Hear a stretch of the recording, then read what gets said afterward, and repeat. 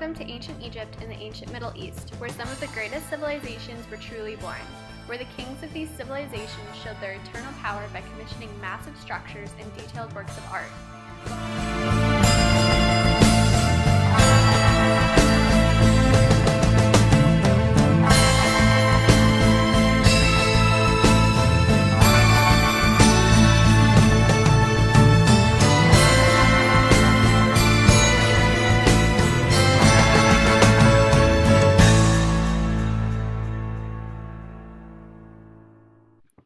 Found in one of the largest graves in the royal cemetery at Ur, lying in the corner of a chamber above the right shoulder of a man. The original function is not known. When it was found, the original wooden frame for the mosaic shell, red limestone, and lapis lazuli had decayed. The present restoration is only a best guess as how it originally appeared. Main panels are War and Peace. War shows the earliest representations of a Sumerian army. Peace depicts animals, fish, and other goods brought in procession to a banquet. Seated figures are wearing woolen fleeces or fringed skirts, and drink to the accompaniment of a musician playing a lyre. Excavators of the White Temple estimate that it would have taken 1,500 laborers working on average 10 hours per day for about 5 years to build the last major remnant of the massive underlying terrace. The flat top of the ziggurat was coated with asphalt and overlaid with brick for a firm, waterproof foundation of the White Temple, which is kind of like concrete. The temple gets its name for the fact that it was entirely whitewashed inside and out. It was also rectangular. This is the typical Uruk style with a tripartite plan, a long rectangular central hall with rooms on either side. Chambers in the middle of the northeast room suite appear to have been equipped with wooden shelves in the walls and displayed cavities for settings and pivot stones, which might have implied a solid door was once used in these spaces. Archaeologists uncovered some 19 tablets of gypsum on the floor of the temple, all which had cylinder seal impressions and reflected temple accounting. The Metropolitan Museum of Art calls this a standing male worshiper. He was buried along with 11 others like him, mainly male, ranging from under 1 foot tall to almost 3 feet tall. The city where this was found was in the northern region of ancient Mesopotamia in a city called Eshnunnu, but it is now called modern-day as Tel Asmar. The figures from Tel Asmar are regarded as some of the greatest expression of early dynastic Sumerian art, and it is believed that the temple was dedicated to the Sumerian god Abu, who was a minor god regarded as the father of the plants.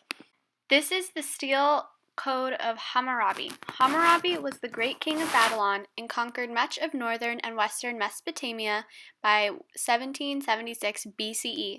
He is the most far-reaching leader in Mesopotamian history, and it is described by him that he said, "He was the king who made the four corners of the earth obedient."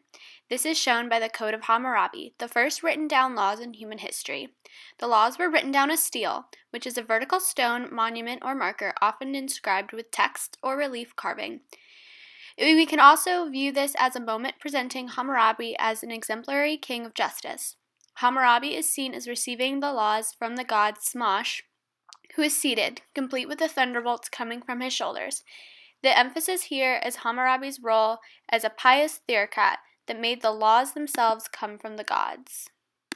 The 3 primary pyramids on the Giza Plateau were built over the span of 3 generations by the rulers Khufu, Khafre, and Menkaure.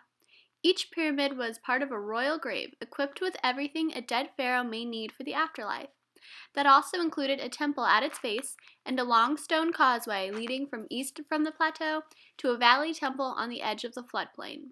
The shape of a pyramid, it was a solar reference, perhaps intended as a literal version of the rays of the sun.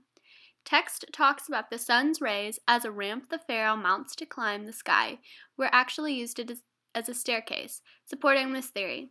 The pyramids are considered a place of regeneration for the deceased ruler.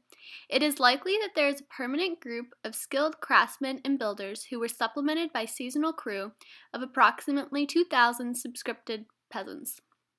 These crews were divided into gangs of 200 men, which each group further divided into teams of 20. Experiments indicate that these groups of 20 men could haul 2.5-ton blocks from quarry pyramid in about 20 minutes. their path eased by a lubricated surface of wet silt. An estimated 340 stones could be moved daily from quarry to construction site, particularly when one considers that many of the blocks, such as those in the upper courses, were considerably smaller.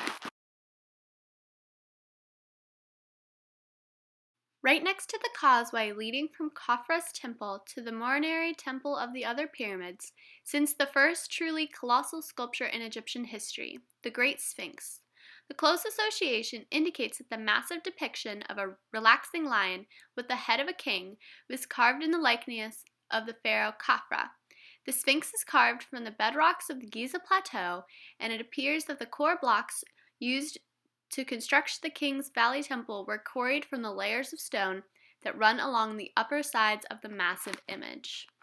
The mortuary temple of Hatshepsut, also known as Djur Djuri or Holy of Holies, is an ancient funerary shrine in the Upper Egypt, dedicated to the pharaoh Hatshepsut. It is located beneath the cliffs at Deir el-Bahari on the west bank of the Nile near the Valley of Kings. The mortuary temple is dedicated to the sun god Amun and is situated next to the mortuary temple of Mentuput II, which served as both an inspiration and a quarry. This is the ancient Thebes necropolis. Thebes is the city of the god Amun and was the capital of Egypt during the period of the Middle and New Kingdoms. With the temple and palaces at Karnak and Luxor, the necropolis of the Valley of the Kings and the Valley of the Queens, Thebes is a striking testimony to Egyptian civilizations at its height. The reason behind this is Amun was the first monotheistic religion of Egypt, and the pharaoh created an entire city and series of temples to show the power and influence of this new religion. It was a daring and bold move, done to prove how much power a pharaoh could truly have. This is the colossal statue of Akhenaten. The mystery behind the colossal statue of Akhenaten at the East Karnak has led to numerous interpretations of the material. One theory regarding the purpose of the statue suggests the pharaoh wished it to separate himself from ordinary people and associate him solely with divinity and the royal family.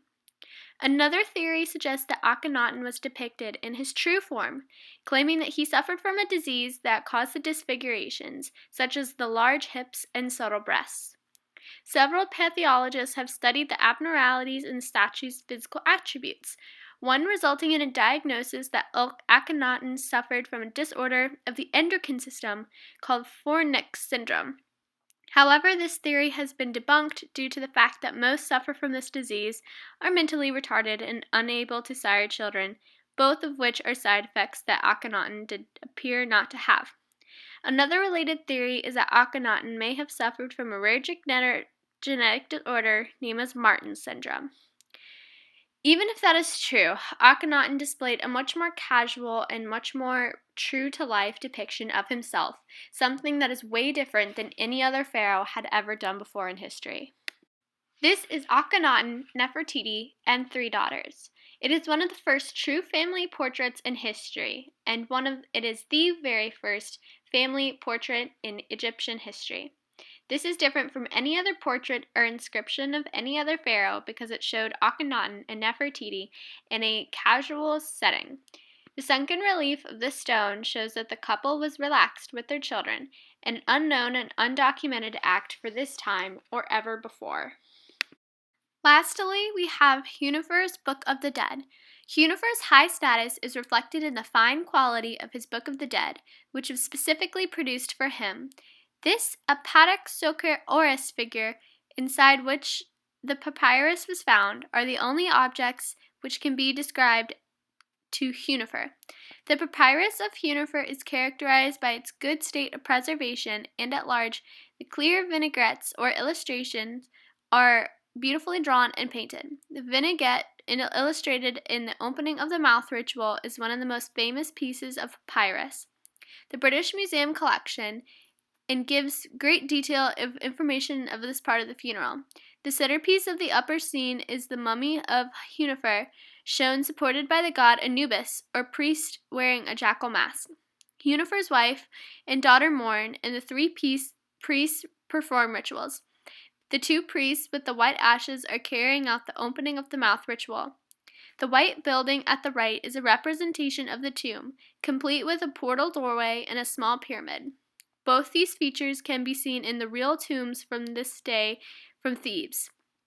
To the left of the tomb is a picture of the stela, which would have stood to one side of the tomb's entrance. Following the normal conventions of Egyptian art, this shows a much larger than normal size, in order that it is content that the deceased worshipping Osiris, together with a standard offering formula, is absolutely legible. At the right of the lower scene is a table bearing the various implements needed for the opening of the mouth ritual. At the left, shown at the ritual, where the foreleg of a calf, cut off while the animal is alive, is offered. The animal is then sacrificed. The calf is shown together with its mother, who might be interpreted as showing signs of distress. Well, there you have it. Thank you for viewing our art gallery on ancient Egyptian and ancient Middle Eastern art. Hope you enjoyed, and visit us soon.